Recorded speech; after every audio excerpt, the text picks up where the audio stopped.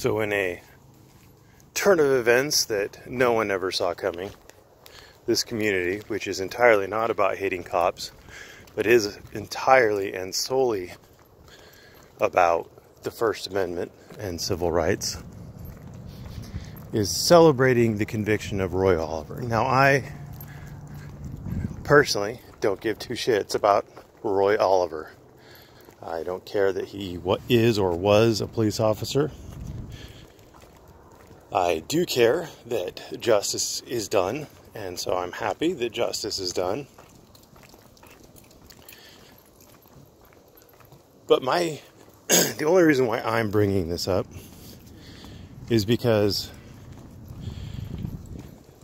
there's going to be, and you'll see it, a reset in the brains of these people who are the anti-cop crowd. And they're going to reset as soon as the joy of this conviction is over. As soon as it's passed, they're going to reset, and the system is rigged. Cops don't get arrested. Cops don't get tried. Cops don't get convicted. It's a setup against the common man.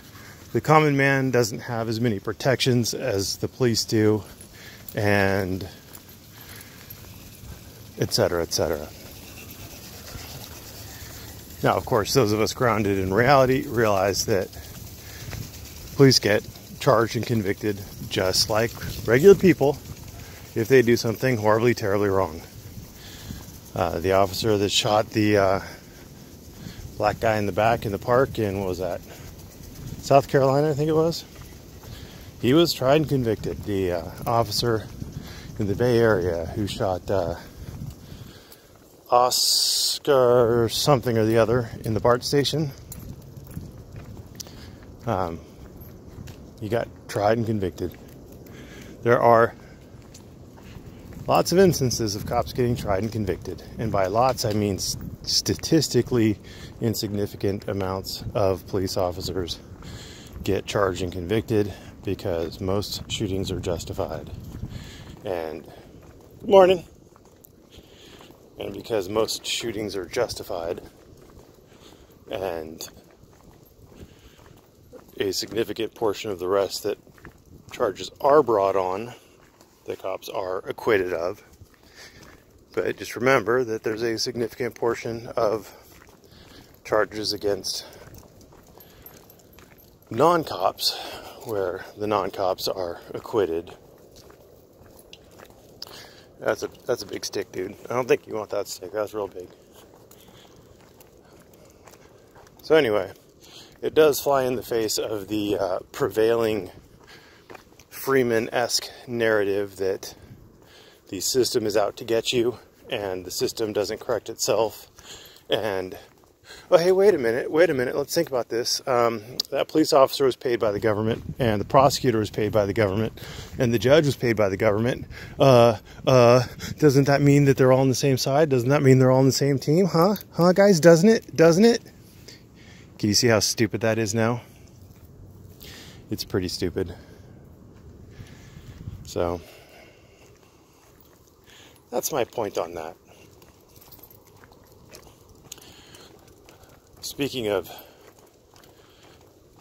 defendants, here's a bit of advice for anyone who is ever forced with being a defendant or is requiring the services of a lawyer to file a lawsuit or to defend against a lawsuit or anything like that. Please, for the love of God, don't lie to your attorney. That is going to just cause huge issues. And also, please don't spin facts for your attorney.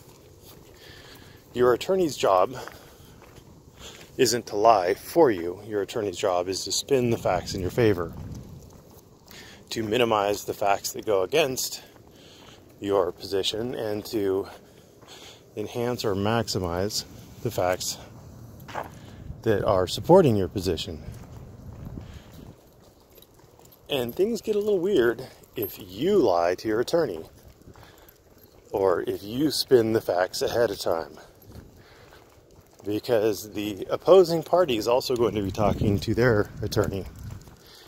And believe it or not, Attorneys tend to take their job somewhat serious and tend to find out all the information. So, let's say, for example, you file a bankruptcy to stay a personal injury lawsuit.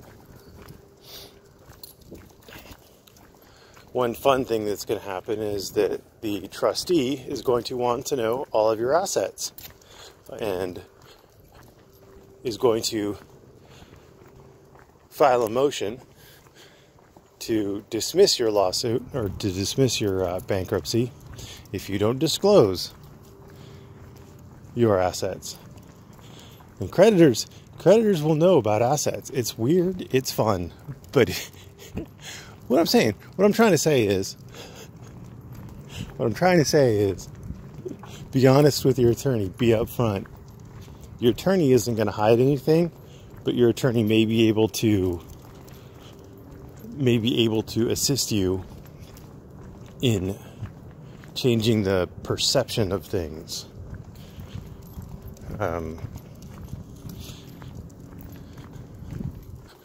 For example,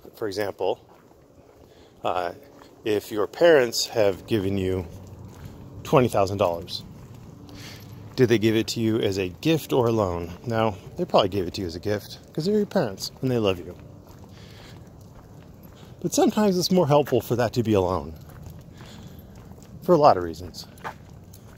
And your attorney can advise you that, well, since you're unclear as to whether that was a gift or a loan, perhaps you should talk to your parents and get that loan in writing.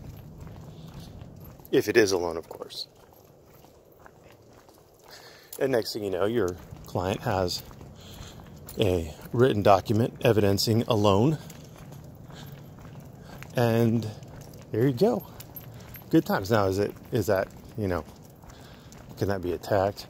You made this after the suit was filed. Yeah, it can, but evidence is evidence, and you just want to be honest with your attorney. We're going through some fun ones right now at work, and people aren't being honest with their attorneys. And I have issues with that on both sides. I have issues with that where I'm the attorney my client's not being honest and upfront with me, and I have issues where it's on the other side, where the client's not being upfront and honest with their attorney, and I'm hunting for sanctions. If you feel what I'm saying. So anyway, that's just a bit of practical advice for you. If you get an attorney, be honest with your attorney. Your attorney has your communications with your attorney are privileged, so you can speak freely with your attorney without fear of having that information divulged. So you might as well be honest with your attorney, because I guarantee you it's going to come out. At some point in time, it's going to come out. There's typically, if it's important enough for you to file a lawsuit on, it is similarly going to be important enough for the opposing party to defend it vigorously. So that's my advice for you today. I guess that's really it. I've got a phone call to make this morning, so I'm going to cut this one a little bit short. Thanks for watching. Have a great day.